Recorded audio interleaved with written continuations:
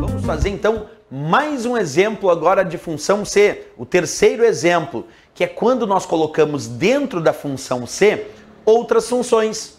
Por exemplo, eu vou colocar dentro da minha função C aqui uma função soma e vou colocar dentro da função C uma outra função soma. Professor, dá para colocar uma função dentro de outra função? Dá. Os argumentos de uma função aceitam outras funções. Então, pode colocar dentro do segundo argumento dessa função C uma função soma, uma função multi, uma função máximo, uma função mínimo. Nós podemos colocar várias funções. Vamos fazer isso. Vamos construir agora uma função C colocando várias funções, certo?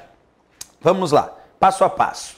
Observa aí, igual SE, abre parênteses, aí eu vou colocar A2 menor B2, ponto e vírgula, soma, abre parênteses, A1, ponto e vírgula, B1, fecha parênteses, ponto e vírgula, soma, abre parênteses, A2, ponto e vírgula, B2, fecha parênteses da função soma e fecha o último parênteses da função C. Olha só este exemplo da minha função C. Agora um exemplo um pouquinho mais complexo do que aqueles anteriores, porque neste exemplo agora eu também tenho lá o meu teste lógico. O primeiro argumento é sempre um teste lógico. No segundo argumento, que vem logo depois desse ponto e vírgula, eu tenho uma função soma. E no terceiro argumento desta função C, eu tenho uma outra função soma. Então quer dizer o seguinte, que se eu responder que esse teste lógico é verdadeiro, eu tenho que resolver a função soma que está no segundo argumento, porque o segundo argumento é a resposta se o teste lógico for verdadeiro. Agora, se eu responder que o teste lógico é falso, eu tenho que responder a função soma que está no terceiro argumento. Então, ou eu vou responder a função soma que está no segundo argumento, ou eu vou responder a função soma que está no terceiro argumento. Agora, qual dessas duas funções somas tu vai responder? Depende de quem, professor? Depende do teste lógico. Porque se o teste lógico for verdadeiro, responde esta função soma que diz soma A1 ponto e vírgula B1. Se o teste lógico for falso, tu vai responder a função soma do terceiro argumento, que diz A2 ponto e vírgula B2. Então é uma escolha. Vamos então verificar essa escolha. Acompanha aí. A2 é menor do que B2, ponto e vírgula. Pronto, aqui é o teste lógico.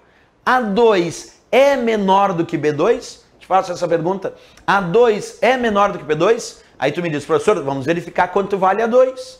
Vamos observar. A2 vale 2.000. Perfeito. B2 vale 1.000. Ok. Então ele está perguntando se 2.000, que é o valor de A2, é menor do que 1.000, que é o valor de B2. 2.000 é menor do que 1.000?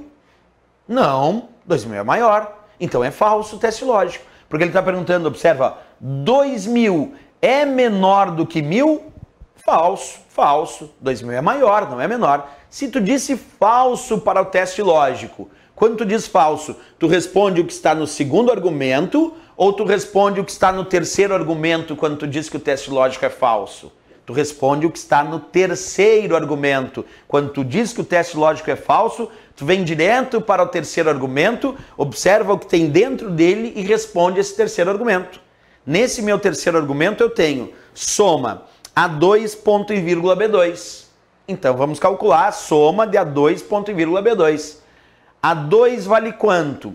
Vale 2.000. Ponto e vírgula B2. B2 vale quanto? Vale 1.000. A função soma o resultado dos seus argumentos. E quem separa argumentos na função soma é o ponto e vírgula, como tu sabe. Então, A2 vale 2.000, ponto e vírgula B2 que vale 1.000. Então, ele quer a soma de 2.000 e 1.000. 2.000 e 1.000, o resultado é 3.000. Então, o resultado, quando eu der Enter, vai aparecer 3.000, que é o resultado daquela soma que estava no terceiro argumento, que era o argumento falso. Observa o que eu disse. Eu verifiquei o teste lógico. 2.000 é menor do que 1.000? Não, falso. Se eu disse falso, eu vou para o terceiro argumento. E no terceiro argumento ele pedia para somar o valor de A2, que vale 2.000, e B2, que vale 1.000. 2.000 e 1.000, o resultado que apareceu da soma de 2.000 e 1.000 foi 3.000. Agora é claro que nós vamos exercitar aqui. Esse foi o nosso resultado da nossa função C. Eu vou alterar agora um pouquinho essa função C para transformar o teste lógico em verdadeiro. Vem comigo, olha o que eu vou fazer aqui.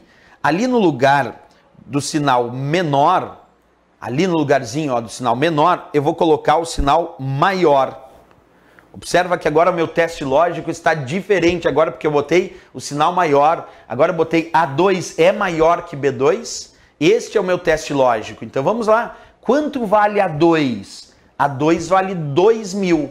2.000. Quanto vale B2? B2 vale 1.000.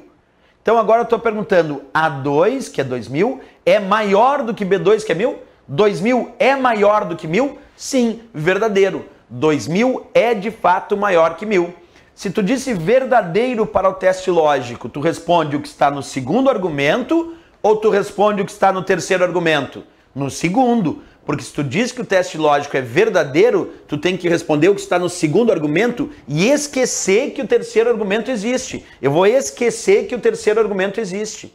Eu disse que o teste lógico é verdadeiro, eu só posso responder o que está no segundo argumento. E no segundo argumento tem uma função soma A1 ponto e vírgula B1. Então eu vou ter que somar A1, que vale 500, e B1, que vale 600. Qual o resultado da soma de 500 e 600? Vai dar 1.100. Então, quando eu der Enter, a resposta é 1.100, porque agora o teste lógico foi verdadeiro. E aí deu 1.100 como resultado. Por quê, professor? Porque eu analisei o meu teste lógico, descobri que esse teste lógico é verdadeiro. 2.000 é maior do que 1.000? Sim, verdadeiro. Se tu disse verdadeiro, tu tem que vir para o segundo argumento e responder a função soma que estava aqui no segundo argumento, que pedia para somar A1 que vale 500 e B1 que vale 600. 500 e 600, o resultado foi 1.100. 1.100, como a gente verificou lá na própria célula. Não usei, nesse caso, o terceiro argumento, porque o terceiro argumento eu só usaria se o teste lógico fosse falso. Perfeito, pessoal. Então, esses são os vários exemplos de aplicação da nossa função C, uma função de análise lógica muito importante aí nas questões de planilhas. Certo, pessoal? Até a próxima aula. Bons estudos!